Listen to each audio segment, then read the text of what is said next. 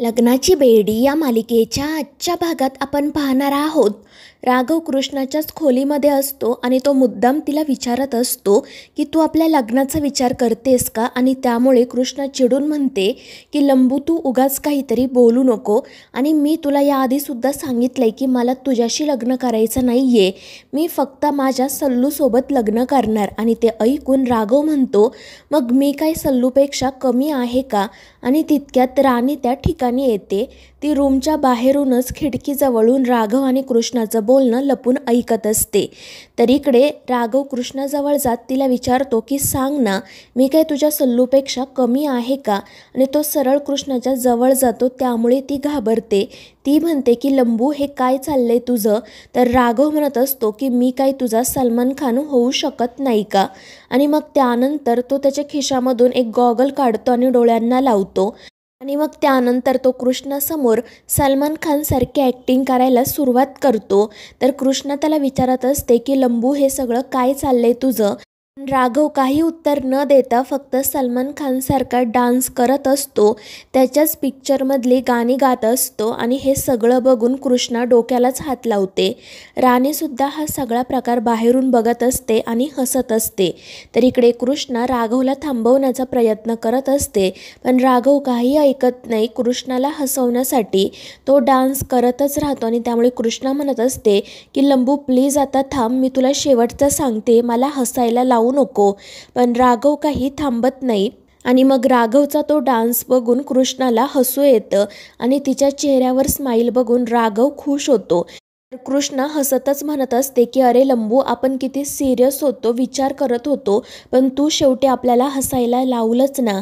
आणि त्यावर राघव म्हणतो की हो कृष्णा, पण आता हे सगळं जाऊ दे आणि मला सांग की तुम्हाला एवढे लॉक का आणायला सांगितलेत. आणि त्यावर कृष्णा त्या लॉककडे बघू लागते आणि मग ती राघवला तिचा प्लॅन सांगते. मात्र तो प्लॅन राणी काही ऐकत नाही, कारण तोपर्यंत ती तेथून निघून गेलेली असते. दुसरीकडे रुक्मिणी तिच्या रूममध्ये बसलेली असते. तितक्यात तिला शकुंतलाचा आवाज येतो, त्यामुळे मग ती पटकन बाहेर जाण्यासाठी निघते. मात्र तिच्या रूमचा दरवाजा बाहेरून कोणीतरी बंद केलेला असतो आणि त्यामुळे रुक्मिणी आतमध्ये चढकते.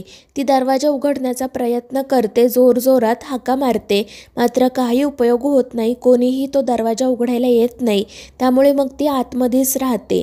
दुसरीकडे अन्वीसुद्धा पूजेसाठी तयार झालेली असते. तीसुद्धा बाहेर जाण्यासाठी निघते, पण तिच्याही रूमचा दरवाजा बाहेरून कोणीतरी बंद केलेला असतो. अन्वी जोरजोरात हाका मारत असते, दरवाजा उघडायला सांगत असते, पण तिच्याही रूमचा दरवाजा उघडण्यासाठी कोणीही येत नाही. त्यामुळे अन्वी घाबरते. ती म्हणते की आता मी पूजेला कशी जाऊ. तर दुसरीकडे रेश्मा आणि ऋतुजा एकाच खोलीत असतात. त्या दोघीही तयार होऊन बाहेर जाण्यासाठी निघतात, पण त्यांच्याही रूमचा दरवाजा बंदच असतो. ऋतुजा विचारत असते की रेश्मा काय झाले. तर रेश्मा म्हणत असते की आई दरवाजा उघडतच नाहीये, कदाचित कोणीतरी बाहेरून बंद केलाय. त्यामुळे त्या दोघीही काळजीत पडतात. त्यांनाही प्रश्न पडतो की आता पूजेत जायचं कसं. तर दुसरीकडे ते गुरुजी शकुंतलाला विचारत असतात की अजून किती वेळ आहे त्यांना यायला, पूजेचा मुहूर्त टळून चाललाय. त्यावेळी शकुंतला म्हणते की गुरुजी घरात तर कोणीही दिसत नाहीये, या सगळ्या बायका कुठे गेल्यात काय माहीत, आमची सुनबाईसुद्धा नाहीये घरात. आणि ते ऐकून गुरुजी चिडून विचारतात म्हणजे आता ही पूजा रद्द करायची का. तर शकुंतला म्हणते नाही नाही. आणि तितक्यात कृष्णासुद्धा त्या ठिकाणी येते. ती म्हणते की गुरुजी तुम्ही काही काळजी करू नका, कृष्ण आहे ना इथे, पूजा तर आज होणारच, मात्र ती आपल्या पद्धतीने. आणि कृष्णाचं असं बोलणं ऐकून शकुंतला रागातच तिच्याकडे बघू लागते. गुरुजी तर काहीच उत्तर देत नाही. आणि मग त्यानंतर कृष्णा सरळ त्यांच्या पुढे जाऊन खुर्चीवर बसते आणि शकुंतलाला आणि गुरुजींना म्हणते की काळजी करू नका, आज ही पूजा होणारच, पण ती आपल्या पद्धतीने. आणि मग ती शिट्टी वाजवते आणि मग त्यावेळी राघव, रत्नाकर आणि ऋतुराज पूजेचं ताट घेऊन त्या ठिकाणी येतात. आणि त्या तिघांना बघून शकुंतलाला तर मोठा धक्काच बसतो. आणि मग त्यानंतर ती रागातच कृष्णाकडे बघू लागते. तर राघवला आठवत असतं की कृष्णाने त्याला प्लॅन सांगितल्यानंतर त्यानेच घरातील सगळ्या बायकांना त्यांच्या खोलीत कोंडून ठेवलेले असते आणि कुलूप देखील लावून घेतले असते. आणि मग त्यानंतर तो रत्नाकर आणि ऋतुराज पूजेचं ताट घेऊन या ठिकाणी आलेले असतात. तर इकडे गुरुजी हा सगळा प्रकार बघून चिडतात आणि शकुंतलाला विचारतात की हा काय सगळा प्रकार आहे, तुम्ही काय माझा अपमान करण्यासाठी मला इथे बोलावलंय का? त्यावर शकुंतला त्यांना समजवण्याचा प्रयत्न करते. मात्र कृष्णा हसतच म्हणते की गुरुजी, तुम्हाला पूजा करायची आहे ना, मग पूजा तर होणारच. आणि ही पूजा कशासाठी आहे तर पुत्रप्राप्तीसाठी ना. मग आता हे सगळे पुत्रच ही पूजा करतील. आणि कृष्णाचं असं बोलणं ऐकून शकुंतला तर तिच्यावर खूप चिडते. गुरुजीसुद्धा रागातच कृष्णाकडे बघत असतात. ते म्हणत असतात की हा सगळा काय मूर्खपणा आहे, तुम्ही काय आमचा अपमान करताय का? आणि त्यामुळे शकुंतला कृष्णावर ओरडते. पण कृष्णा म्हणत असते की शकुंतलाजी, तुम्हाला पुत्रप्राप्तीसाठी ही पूजा करायची आहे ना, मग करा पूजा. तुमच्या सुनबाईंच्या रक्ताची सगळी माणसं इथे आली आहेत, आता तुम्हाला पूजा करावीच लागेल. तर दुसरीकडे रुक्मिणी, अन्वी, ऋतुजा, रेश्मा या सगळ्याजणी त्यांच्या खोलीमधून बाहेर पडण्याचा प्रयत्न करत असतात. जोरजोरात दरवाजा वाजवत असतात. मात्र कोणीही दरवाजा उघडायला येत नाही, त्यामुळे त्या काळजीत पडतात. तर इकडे गुरुजी म्हणत असतात की शकुंतलाजी, हे सगळं काय सुरू आहे? आम्ही फक्त तुमच्या म्हणण्याचा मान ठेवून 6 वर्षांनंतर आमच्या आश्रमाच्या बाहेर पाऊल ठेवलं होतं. आम्ही ही पूजा करण्यासाठी स्वतः इथे आलो होतो आणि तुम्ही आमचा असा अपमान कराल असं आम्हाला वाटलं नव्हतं. त्यावर शकुंतला त्या गुरुजींना समजवण्याचा प्रयत्न करते की तुम्ही प्लीज मला थोडा वेळ द्या, काहीतरी घोळ झाला आहे. या मूर्ख मुलीला मी आत्ताच धडा शिकवते. आणि मग ती कृष्णाला विचारते, तुला रुक्मिणीताईंनी सांगितलं नाही का की या पूजेपासून लांब राहायचं? मी त्यांना आधीच म्हटलं होतं की ही पूजेच्या आसपाससुद्धा फिरकता कामा नये, हिची सावलीसुद्धा माझ्या सुनबाईवर पडता कामा नये. मग तू इथे कशी आलीस? आणि तू इथे थांबायचं नाही, तू तुझ्या खोलीत जा आणि ही आम्हाला पूजा करू दे. मात्र कृष्णा काही ऐकत नाही. ती म्हणते की आपण इथेच थांबणार. आणि ते बघून ते गुरुजी चिडतात. ते शकुंतलाला म्हणत असतात की आता इथे थांबणं अशक्य आहे, आम्ही यापुढे 1 मिनिटसुद्धा इथे थांबणार नाही. आणि ते जाण्यासाठी निघतात. पण शकुंतला पुन्हा एकदा त्यांची माफी मागते आणि त्यांना थांबवते. आणि मग ती कृष्णाला म्हणत असते की आमचा नाद करायचा नाही. आणि मग ती राघव आणि रत्नाकरला सुद्धा विचारते की तुम्हाला काही कळतंय की नाही, ही पूजा सुवासिनींनी करायची असते. ते आहेत रत्नपारखींच्या घरातील बायका. आणि त्यावेळी कृष्णा परत मध्ये म्हणते की तुम्हाला पुत्रप्राप्तीसाठी ही पूजा करायची आहे ना, मग हेच सगळेजण पूजा करतील. मात्र शकुंतला चिडून म्हणते की तू इथे थांबू नको, ताबडतोब घराच्या बाहेर निघून जा. मात्र तितक्यात राजश्री त्या ठिकाणी येते आणि ती मोठ्याने ओरडूनच म्हणते की सिंधू कुठेही जाणार नाही. आणि राजश्रीला बघून सगळ्यांनाच आश्चर्य वाटते.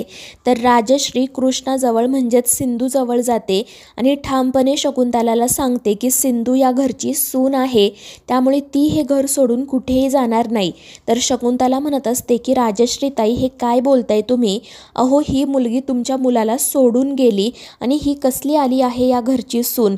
तर राजश्री म्हणत असते की सिंधूचं आणि राघवचं लग्न झालं होतं, ती या घरची सून आहे, या घरची लक्ष्मी आहे, त्यामुळे ती कुठेही जाणार नाही.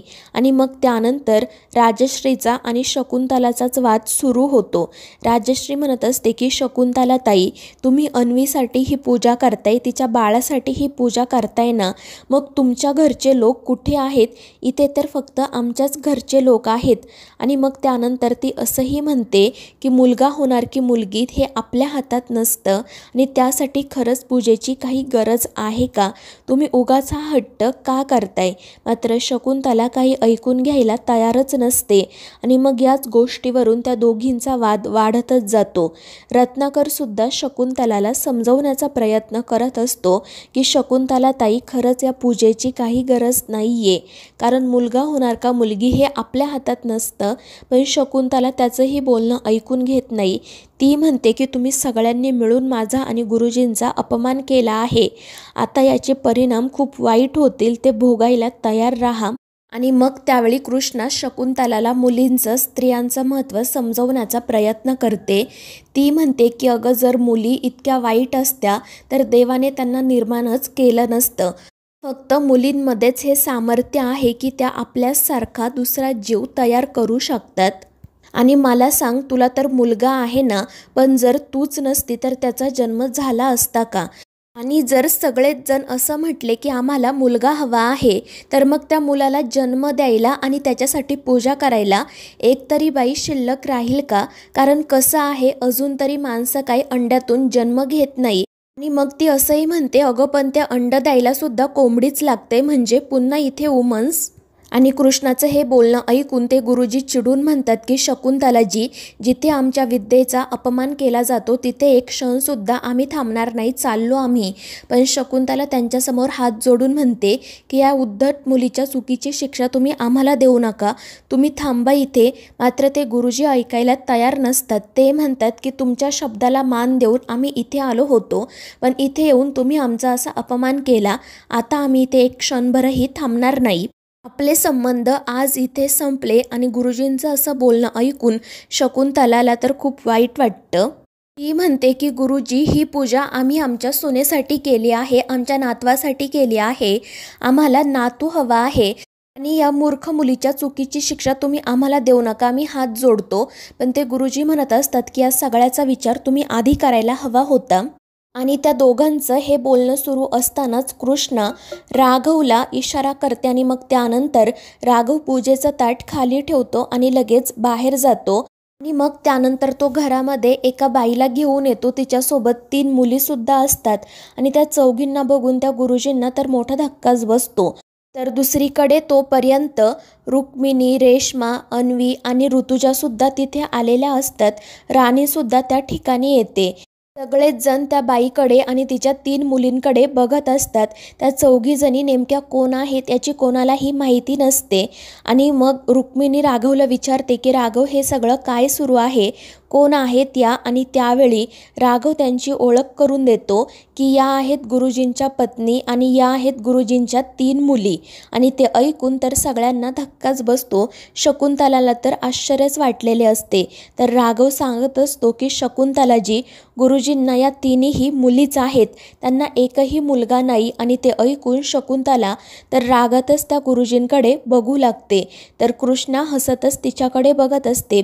घरातील सगळ्यांनाच या गोष्टीचे आश्चर्य वाटत असते. आणि मग राघव शकुंतलाला समजावतो की बघा, या गुरुजींनाच 3 मुली आहेत. जर तुमच्या या गुरुजींकडे खरंच कोणती विद्या असती तर त्यांना स्वतःला सुद्धा मुलगा असताच ना.